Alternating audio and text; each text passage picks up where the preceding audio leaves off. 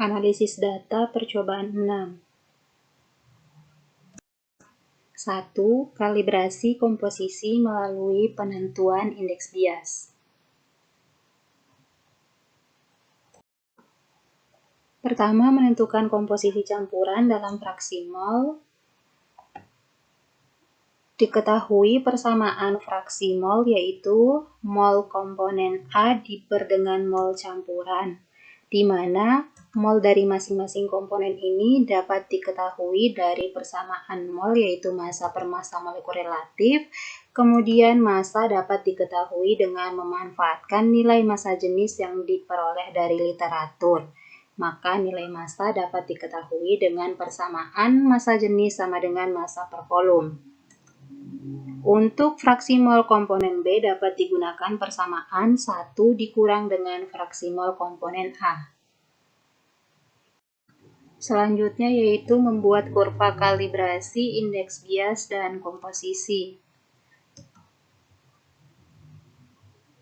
Data yang diperoleh pada perlakuan ini kemudian diplot atau dibuat kurva di mana sumbu X atau variabel bebas atau variabel yang dapat dimanipulatif merupakan fraksi mol pelarut 1 atau komponen 1.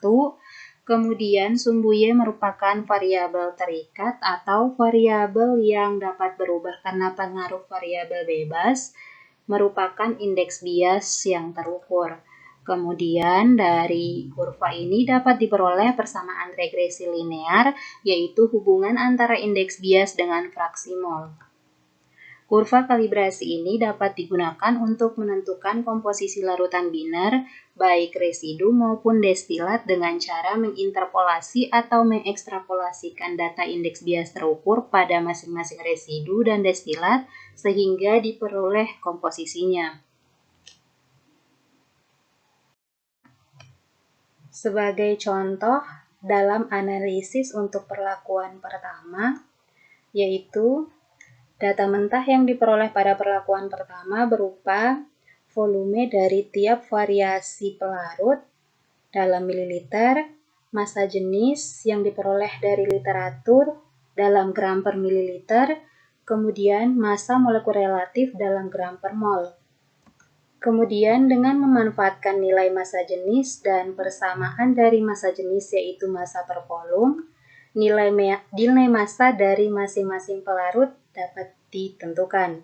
Setelah itu dengan memanfaatkan nilai massa molekul relatif dan persamaan mol sama dengan massa per massa molekul relatif, nilai mol dari masing-masing variasi pelarut dapat ditentukan. Selanjutnya dengan memanfaatkan persamaan fraksi mol, yaitu fraksi mol komponen A sama dengan mol dari komponen A diper dengan mol campuran, maka fraksi mol dari masing-masing komponen pelarut dapat ditentukan. Selanjutnya, masukkan nilai indeks bias yang diperoleh dari pengukuran nilai indeks bias dari masing-masing variasi pelarut dan fraksi mol metanol yang diperoleh dari hasil perhitungan, kemudian dibuatkan kurva.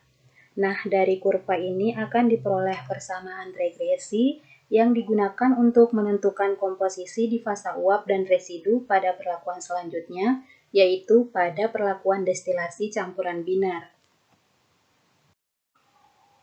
2. Destilasi campuran binar. Pertama yaitu menentukan fraksi mol pada fasa uap dan residu, selanjutnya membuat kurva kesetimbangan fasa.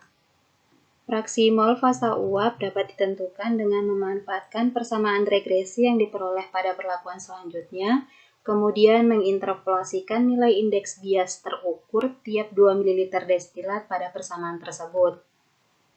Fraksi mol komponen A pada residu dapat ditentukan dengan persamaan volatilitas relatif di mana nilai alfa sama dengan 2,3. Kemudian untuk fraksi mol komponen B di residu dapat ditentukan dengan persamaan berikut. Dari data yang diperoleh kemudian dibuat kurva kesetimbangan fasa di mana X mewakili fraksi mol komponen A yang otomatis juga mewakili fraksi mol komponen B baik di fasa uap atau destilat dan cair atau residu. sedangkan sumbu Y mewakili suhu yang tercatat saat fasa uap mulai terbentuk. Sebagai contoh analisis data pada perlakuan ini, data mentah yang diperoleh yaitu temperatur per 2 ml destilat dan indeks bias per 2 ml destilat. Kemudian, dengan memanfaatkan persamaan regresi yang diperoleh pada perlakuan sebelumnya, nilai dari fraksi mol pada fasa uap dapat ditentukan. Kemudian, dengan menggunakan persamaan volatilitas relatif, nilai dari fraksi mol di residu juga dapat ditentukan. Selanjutnya dibuat plot antara temperatur dan fraksi mol pada fasa uap dan residu seperti pada contoh berikut ini. Untuk fraksi mol komponen B baik di fasa uap dan fasa di residu dapat ditentukan dengan persamaan berikut, yaitu 1 dikurang dari fraksi mol komponen A. Terima kasih, semoga contoh dari analisis data ini dapat dimengerti dan semoga dapat diterapkan pada analisis data percobaan yang dilakukan.